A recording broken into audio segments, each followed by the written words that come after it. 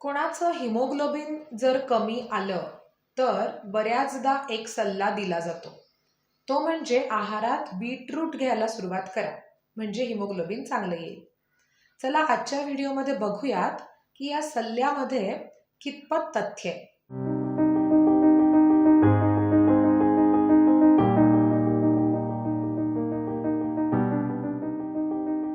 नमस्कार, मी doctor Tejas. Just for हार्ट्सच्या यूट्यूब चॅनलवर तुमच्या सगळ्यांचं खूप खूप स्वागत. ज्यांचं हिमोग्लोबिन कमी आहे त्यापैकी जवळपास 99% लोक हिमोग्लोबिन वाढवण्यासाठी आहारात बीटरूट घेत असतात. बीटरूटचा रंग हा अगदी लाल, गडद लाल किंवा मरून कलर आपण म्हणतो तसा असतो. आणि हिमोग्लोबिन चांगलं असेल तर रक्त पण डार्क दिसतं, गडद लाल दिसतं. त्यामुळे ह्या दोघांचा परस्परांशी संबंध जोडला जात असावा. पण आज आपण बघूयात की खरंच ह्यात कितपत तथ्य आहे. बीटामध्ये अशा काही गोष्टी आहेत का की ज्या हिमोग्लोबिन वाढवण्यासाठी उपयुक्त आहेत. आता हिमोग्लोबिन वाढण्यासाठी आपल्याला 3-4 प्रमुख घटकांची गरज असते आहारामध्ये. पहिला घटक म्हणजे अर्थात आयर्न किंवा लोह. दुसरा घटक म्हणजे फोलिक ॲसिड किंवा व्हिटॅमिन B12 यासारखी काही जीवनसत्व. आणि तिसरा महत्त्वाचा घटक म्हणजे व्हिटॅमिन सी, जो लोहाचं ॲब्झॉर्प्शन किंवा शोषण चांगलं होण्यासाठी मदत करतो.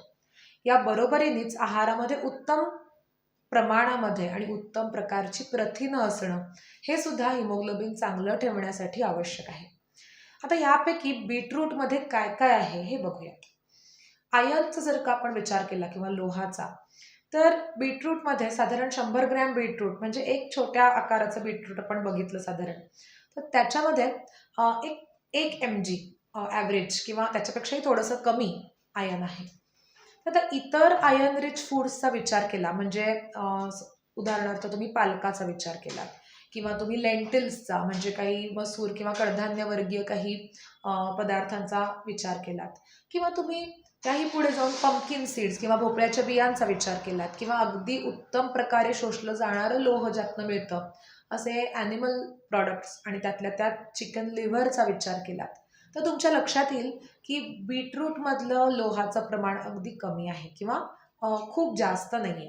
तुम्हाला स्क्रीनवर दिसत असेल यातल्या लोहाचं कंपॅरिझन मी स्क्रीनवर दाखवलं आहे. आणि बीटरूटमध्ये जसं 1 mg फक्त आयर्न आहे 100 ग्रॅम्समध्ये, त्याच्या तिप्पट जवळपास लोह पालक आणि लेंटिल्समध्ये आहे. आणि त्याच्यापेक्षा अनेक पटीने जास्त लोह भोपळ्याच्या बियांमध्ये आहे किंवा चिकन लिव्हरमध्ये आहे. त्यामुळे बीटरूट हा काही लोहाचा उत्तम स्रोत आहे खूप, किंवा रिच सोर्स आहे असं म्हणता येणार नाही. त्याच्यामध्ये थोड्या प्रमाणामध्ये लोह आहे. आता दुसरा जर का आपण विचार केला की बीटरूटमध्ये B12 आहे का, तर नाही. B12 हे जे जीवनसत्व आहे ते फक्त ॲनिमल फूड्समध्ये असतं, म्हणजे जे प्राणीज पदार्थ आहेत त्यामध्ये असतं. आणि बीटरूट हा वनस्पतीजन्य पदार्थ आहे, त्यामुळे B12 नक्कीच नसणार आहे बीटरूटमध्ये. आता तिसरा घटक फोलिक ॲसिड. फोलिक ॲसिड आहे का बीटरूटमध्ये, तर हो, फोलिक ॲसिड बीटरूटमध्ये आहे, थोड्या प्रमाणामध्ये निश्चितच आहे. व्हिटॅमिन सी आहे का बीटरूटमध्ये, हो, व्हिटॅमिन सी सुद्धा थोड्या प्रमाणामध्ये बीटरूटमध्ये आहे. आणि प्रथिनं आहेत का बीटरूटमध्ये, तर बीटरूटमध्ये प्रथिनांचं प्रमाण अगदी नगण्य आहे. म्हणजे आपण या 5 गोष्टीच्या महत्त्वाचा विचार केला की हिमोग्लोबिन वाढण्यासाठी गरजेच्या आहेत, त्यातल्या 3 गोष्टी म्हणजे आयर्न, लोह, फोलिक ॲसिड आणि व्हिटॅमिन सी, ह्या 3 गोष्टी थोड्या थोड्या प्रमाणात बीटरूटमध्ये आहे. आता जेव्हा ह्या गोष्टी एकत्रितपणे घेतल्या जातात तेव्हा त्याचा हिमोग्लोबिन वाढण्यासाठी चांगला उपयोग होतो जरूर. म्हणजे फक्त आयर्न घेणं किंवा फक्त B12 घेणं, फक्त फोलिक ॲसिड घेणं हे जास्ती फायदेशीर ठरणार नाही. पण एकत्रितरित्या आपण जेव्हा हे घेतो तेव्हा त्याचा चांगला उपयोग होऊ शकतो.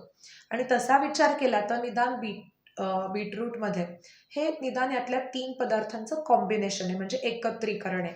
त्यामुळे बीटरूटमधलं जे काही आयर्न आहे ते चांगल्या पद्धतीने शोषायला मदत होणार आहे. पण त्यालाही काही कंडिशन्स आहेत. म्हणजे आता बीटरूट तुम्ही कसं खाता त्यावरही ते अवलंबून आहे. फोलिक ॲसिड आणि व्हिटॅमिन सी ही जी 2 जीवनसत्व आहेत ती वॉटर सोल्युबल आहेत. आणि त्यातलं व्हिटॅमिन सी जे आहे ते हीटमुळे किंवा उष्णतेमुळे डिस्ट्रक्ट होणारं व्हिटॅमिन आहे किंवा नष्ट होणारं व्हिटॅमिन आहे. त्यामुळे जर तुम्ही बीटरूट पाण्यामध्ये घालून शिजवून खाल्लत तर त्यातलं फोलिक ॲसिडसुद्धा आणि व्हिटॅमिन सीसुद्धा बऱ्याच अंशी निघून जाणार आहे किंवा कमी होणार आहे. त्यामुळे तोही फायदा तुम्हाला मिळणार नाही आहे.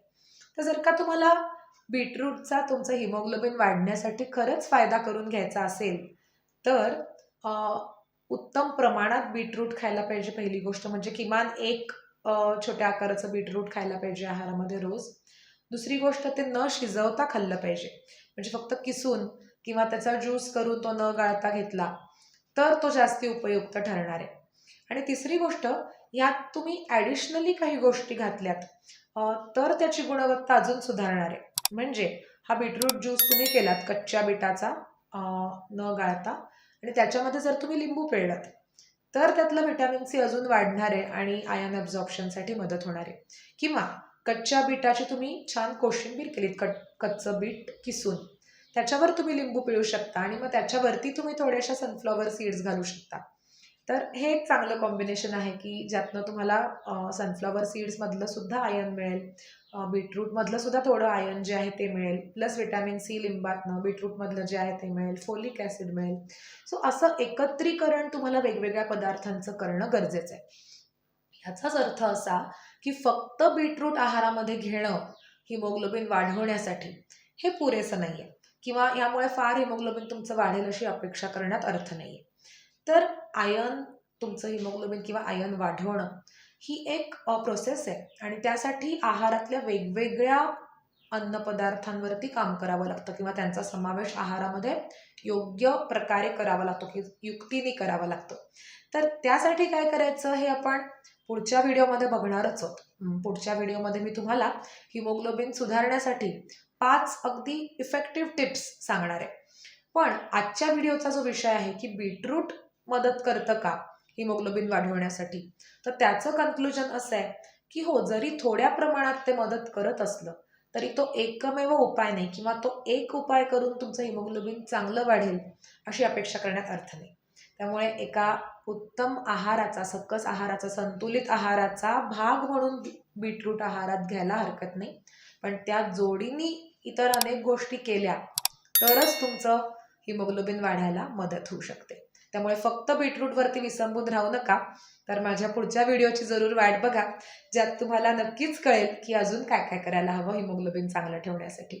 चला, अशाच छोट्या छोट्या टिप्ससह आपण भेटत राहूयात दर मंगळवारी.